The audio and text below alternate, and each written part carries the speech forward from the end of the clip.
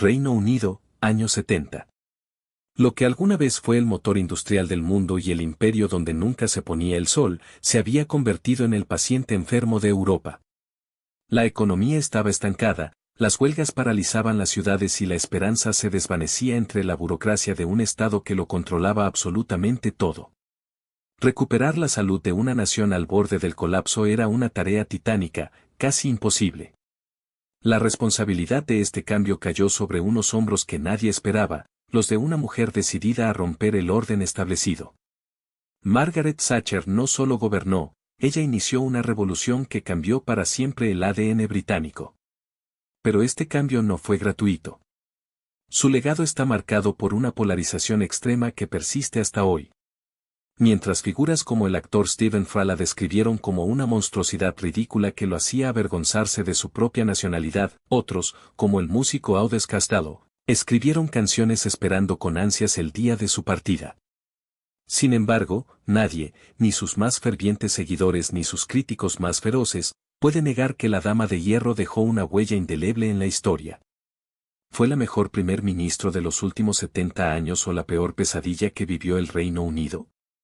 Acompáñanos a descubrir la vida y el legado de la mujer que transformó una nación a base de voluntad y convicciones inquebrantables. Una mente brillante en un mundo de hombres. Margaret Thatcher irrumpió en la escena política desde muy joven y siempre lo hizo con el viento en contra.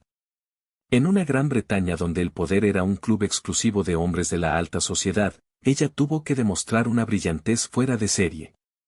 A los 5 años ya tocaba el piano, a los 10 devoraba las obras de John Milton y a los 17 ganó una beca para estudiar química en la prestigiosa Universidad de Oxford. El polémico apodo, la ladrona de leche. Como secretaria de Educación, Thatcher impulsó la expansión de las escuelas integrales, permitiendo que niños de cualquier origen asistieran a centros de secundaria sin filtros de riqueza. Sin embargo, una decisión fiscal marcaría su imagen para siempre. En un intento por reducir el gasto público de una economía en crisis, el gobierno eliminó el programa de leche gratuita para niños mayores de 7 años en las escuelas. Desde ese momento, la prensa y la oposición la bautizaron como la ladrona de leche, Milk Snatcher.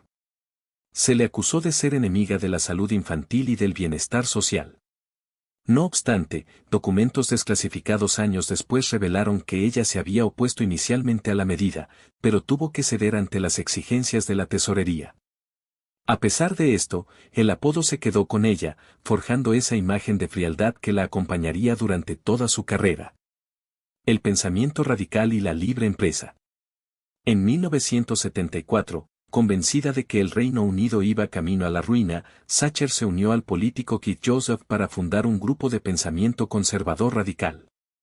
A diferencia de la vieja guardia aristocrática, este movimiento estaba formado por personas que creían fervientemente en la libre empresa.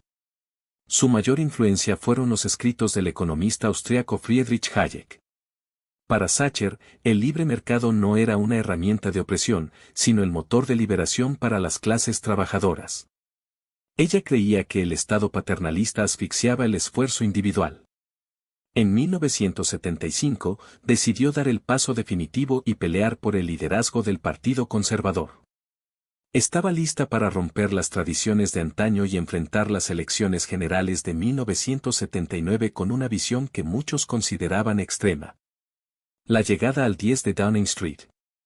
En las elecciones de 1979, Thatcher no buscó el voto de las élites, sino el de la persona promedio de la calle. Su mensaje caló hondo en la clase trabajadora, logrando arrebatarle al Partido Laborista votos que creían asegurados. Al ganar, se convirtió en la primera mujer en la historia en ocupar el cargo de primer ministro del Reino Unido. Me gusta ser directa, clara y honesta, declararía en televisión. Su estilo de gobierno no conocía la complacencia. Incluso dentro de su propio partido, los hombres de la alta sociedad la vilipendiaban en privado, sintiéndose amenazados por una mujer que no seguía sus reglas. Pero Thatcher tenía un objetivo claro: acabar con el paternalismo estatal. Eliminó los subsidios a las empresas nacionales en quiebra, lo que provocó el cierre de astilleros y fábricas que ya no eran competitivas. De la noche a la mañana, miles de personas perdieron sus empleos. Fue una medicina amarga y dolorosa, pero ella estaba convencida de que era el único camino para salvar la economía de un país que se estaba ahogando. Dos visiones del trabajador. La batalla de Thatcher contra la izquierda era, en esencia, una batalla ideológica sobre el papel de la clase trabajadora. Los socialistas creían que el Estado debía ser el tutor de los ciudadanos, proveyéndoles casa, transporte y empleo para protegerlos de la opresión del mercado. Thatcher, que venía de una familia de trabajadores, veía esto como un insulto. Ella consideraba que el modelo socialista ofrecía un futuro de conformidad total y mediocridad. En sus discursos, rechazaba la idea de que los jóvenes debían conformarse con un pequeño espacio controlado por el Estado. Su visión era la de un capitalismo popular, donde cada ciudadano tuviera la oportunidad de progresar por su propio esfuerzo y ambición. La revolución de los propietarios. Una de sus medidas más populares y revolucionarias fue permitir que las personas que vivían en viviendas de interés social pudieran comprar sus propias casas. Esto rompía con décadas de planificación urbana donde el Estado era el dueño de los hogares de las familias. Esta política fue tan exitosa que incluso sus críticos más acérrimos terminaron comprando sus propias viviendas. Al darle a la gente la propiedad de lo más importante en sus vidas, Thatcher cambió la dinámica social del país. El Partido Laborista, al ver la popularidad de la medida, se vio obligado a cambiar su postura. De repente, poseer una propiedad ya no era un lujo de pocos, sino una meta alcanzable para muchos. La purga interna y la lucha contra los sindicatos. En los años 80, Thatcher se enfrentó a otro enemigo, la vieja guardia de su propio partido. Muchos ministros de la clase alta veían con desprecio sus reformas. En 1981, en un movimiento que horrorizó al mundo político, Thatcher limpió su gabinete, despidiendo a los conservadores tradicionales y reemplazándolos por personas con perfiles más cercanos a su visión, hijos de conductores de locomotoras, de pintores de edificios o de vendedores de supermercado. Con un equipo leal, inició su guerra contra los sindicatos, que en aquel entonces tenían un poder casi mafioso. Los líderes sindicales controlaban monopolios estatales y amenazaban con huelgas constantes para chantajear al gobierno. Thatcher decidió empoderar a los trabajadores individuales, dándoles el derecho al voto secreto para decidir si iban o no a huelga y permitiéndoles elegir democráticamente a sus líderes. El enfrentamiento más duro fue contra Arthur Scargill, líder de los mineros, quien llamó a una huelga masiva para paralizar las plantas de energía. Thatcher se mantuvo firme, se negó a ceder y finalmente ganó la batalla, marcando el fin de la era en la que los sindicatos dictaban la política económica del país. Cada hombre y mujer, un capitalista. La privatización masiva de empresas como British Steel y las compañías eléctricas fue el pilar de su programa. Su idea era convertir al Reino Unido en un país de propietarios. Al privatizar estas industrias, el 94% de los trabajadores de acero compraron acciones de su propia empresa y el 99% hizo lo mismo en la industria eléctrica.